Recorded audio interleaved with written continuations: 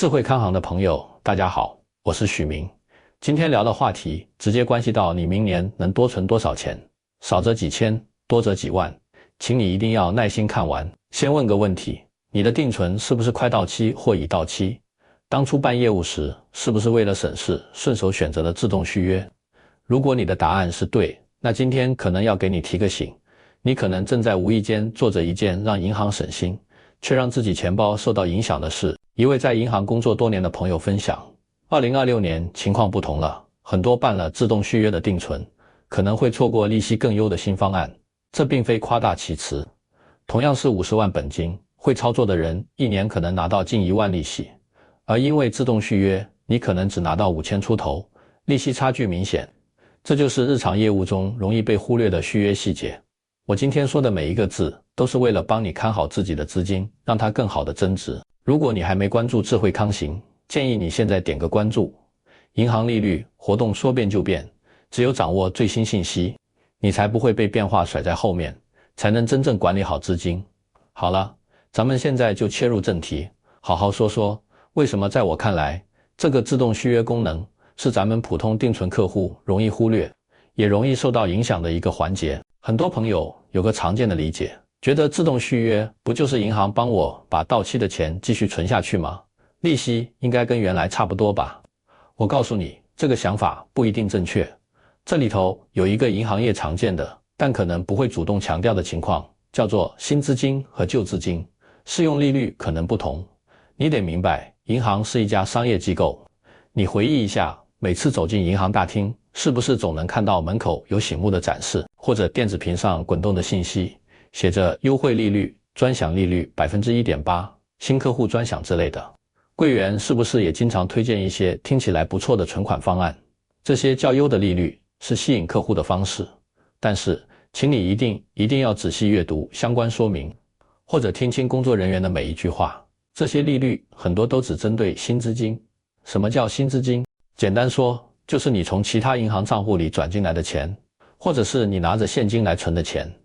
银行为了吸引客户，为了获得新的存款，会提供更有竞争力的利率。可一旦你的定存到期了，这笔钱在他们银行的系统里已经存放了一段时间。这时候，在银行的系统逻辑里，你这笔钱就从新资金变成了旧资金。如果你当初选择了自动续约，到期那天系统会怎么处理你这笔旧钱呢？它会按照银行当天的挂牌利率给你续存进去。那挂牌利率又是什么？就是银行对外公示的，通常也是基础档的利率。咱们来举个实际的例子，假设现在市场上银行为了吸引客户推出的优惠定存方案，年利率能给到 1.7%， 而他家的挂牌利率可能只有 1.2%。 你看，你什么都没做，就因为当初图省事选择了自动，你的钱所能享受的利率就从 1.7% 变成了 1.2%， 中间这 0.5% 的利率差就产生了。如果本金是100万，你一年就少拿了5000块钱的利息，这5000块能做什么？能给家里添置一些用品，能用于家庭开支。现在就因为一个不经意的选择，这笔利息就可能没有拿到，你觉得可惜不可惜？除了这看得见的利率影响，自动续约还有一个更值得注意的方面，那就是它可能让你失去了主动选择的机会。咱们去市场买东西，还知道比较一下价格，怎么到了存几十万、上百万的事情上，反而就不去主动了解了呢？当你全权委托系统自动完成续约时，你就完全被动地接受了系统的安排。但是咱们换一种做法试试看，你把自动续约改成到期解约，或者更好的是，在定存快到期的时候，亲自去一趟银行柜台，跟工作人员沟通一下，我这笔钱过几天就到期了。我听说其他银行现在有些活动，利息不错，我正考虑是不是了解一下呢？你信不信，工作人员的态度可能会更积极。为了留住你这笔存款，为了他的工作考核，他往往会立刻帮你查询行内是否有其他方案。很多时候，他们手里确实有一些比公开报价更优，但可能只对特定客户提供的利率。这在银行内部是一个很常见的服务。但所有这一切的前提是，你得主动去沟通。而自动续约这个功能，等于你选择了保持现状，告诉银行，我就继续存着吧。这就像在需要选择的时候，没有主动去争取更好的条件，把机会交给了系统，你被动放弃了这次宝贵的1年可能才一次的选择机会。接下来咱们要特别聊聊为什么我强调是2026年，因为这一年的经济环境和往年有些不同，充满了更多的变化。在这种变化的背景下，自动续约那种固定的机制可能会带来更大的不确定性。大家都知道，定存利率一般分两种模式，一种是固定利率，存单上写多少就是多少，直到到期；另一种是浮动利率，它会跟着市场利率的变化而上下调整。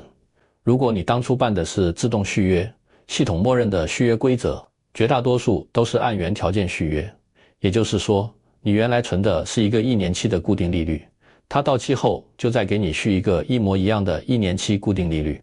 这就像一场对未来的预估，而你把选择完全交给了系统。假设2026年因为经济情况变化，市场利率有所调整，存款利息也在变化，可你的钱呢？因为被自动续约提前确定了续存条件，你就只能按照原来的利率继续，无法灵活应对后面的变化。别人到期后去存，能拿到不同的利息，你的钱还在按原来的利率计息，可能产生差距。反过来想，如果2026年市场利率进入调整期，利息有所变化，如果你没有及时了解，在利息还没调整到位的时候，系统就自动帮你按当时的利率续约了，那等于你也没能在合适的时候做出调整，而是续在了一个可能不是最优的利率上，同样可能不理想。还有一种情况，万一到了那个时候，最合适的策略根本不是存1年期，而是存3个月或者半年的短期，以便随时适应利率变化，或者反过来，应该存一个3年或5年的长期，来稳定未来的收益。但自动续约这个系统，它只会按照你上一次的选择，帮你继续存1年期，这就让你错过了根据当时最新情况来调整自己存款策略的时机。这种固定不变的机制，在经济平稳的年代影响或许不明显，但在利率可能变化的年份，比如像大家预测的2026年，就可能带来更大的不确定性。它本质上是让你失去了作为自己资金主人最宝贵的那项权利，主动选择的权利。听到这儿，估计很多朋友已经想了解了，心里想着我回去就调整那个自动续约设置。别急，具体该怎么调整，调整以后又该怎么操作，才能更好的管理资金呢？许明这就给你分享3个方法，这3个方法你记住了，并且用起来，明年你的资金管理可能就能更有条理。第一招叫做主动管理，拿回选择权。你现在马上就可以行动起来，去查看所有的自动续约设置。如果你开通了手机银行或者网上银行，现在就登录进去，在定期存款或者存款管理的栏目里仔细找找，看看有没有自动转存、到期续约这样的选项，有的话可以根据自己需要调整。如果你手里还是那种纸质的定期存单，那么下次你出门的时候，可以顺便去一趟银行，找到大堂经理或者柜台，明确地告诉他，麻烦您帮我查一下我名下所有的定存，我想了解一下到期自动续约这个设置。那调整了自动续约，改成什么呢？可以改成到期后本息自动转入活期账户。这听起来好像步骤多了，因为到期那天，你的钱会从定期变成活期，收益会暂时降低。没错，从短期看，刚到期那几天收益是低了，但这恰恰就是我们想要的效果。为什么要这么做？因为这会儿提醒你，让你在定存到期日前后那几天去主动关注一下你这笔钱。你的手机可能会收到短信，告诉你您的定期存款已到期，本金利息已转入活期。这条短信就是一个最直接的提醒，它会让你去思考现在该怎么安排这笔资金。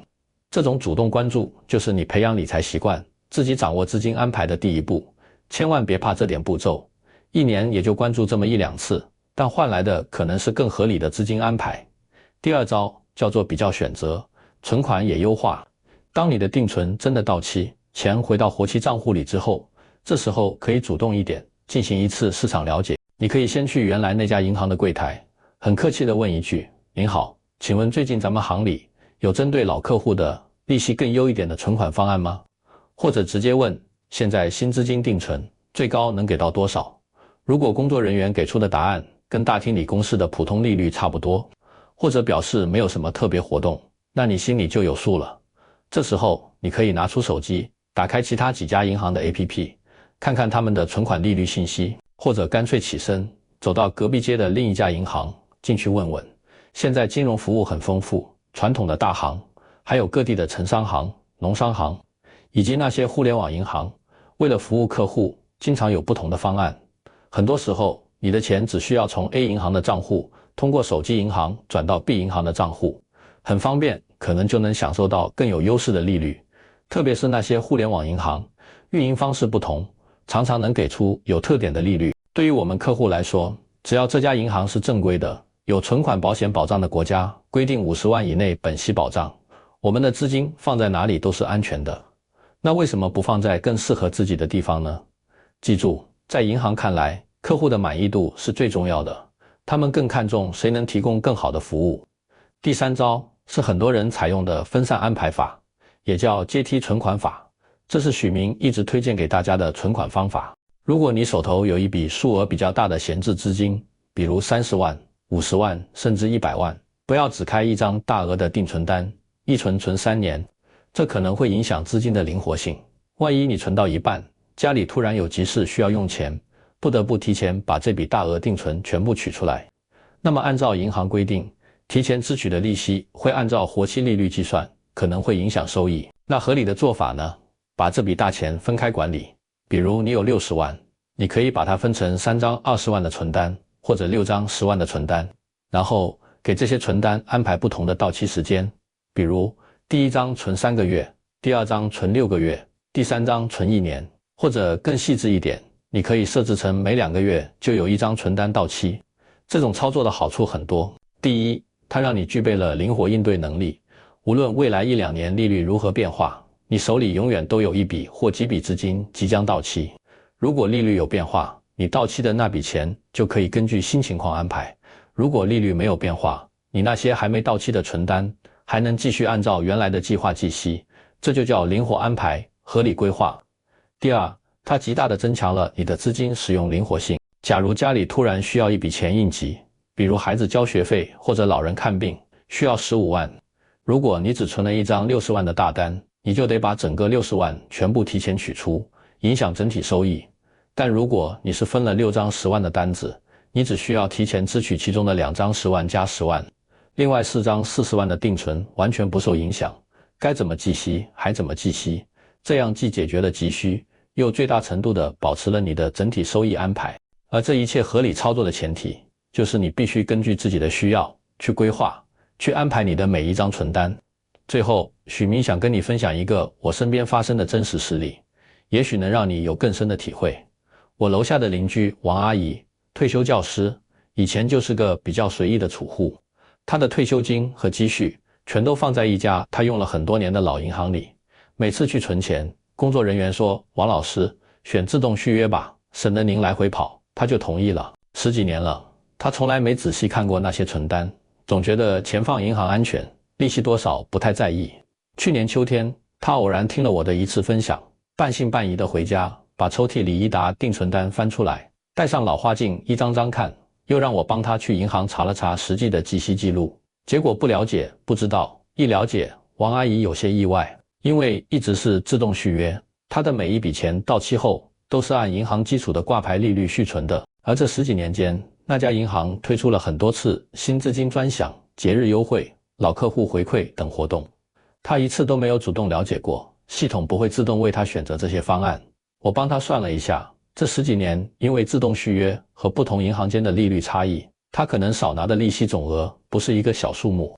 王阿姨后来跟我说：“小许啊，我这不是在管理资金，我这简直是没有好好规划啊。”这件事对王阿姨影响很大，她现在完全变了个人，成了我们小区的理财热心人。她的定存到期前1个多月就开始做功课，哪个银行有活动，哪个银行 APP 上有信息，哪个银行利率合适还安全，她都很清楚。现在她每年光靠存款利息，就能比过去更有计划地安排生活，整个人精神状态都不一样了，觉得自己的晚年生活更有安排，更有条理。所以啊，各位朋友，银行的规则设计得再细致，我们都需要主动去了解。说白了，这就是一个主动和被动的区别。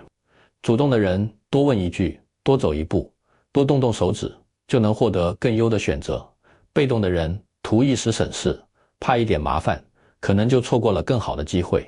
银行提供自动续约这个选项，是为了方便那些希望省事的客户，别再让你辛辛苦苦攒下的养老金、孩子的教育金、家庭的备用金，在银行的系统里被动的等待了。那是你努力工作、合理规划换来的资金，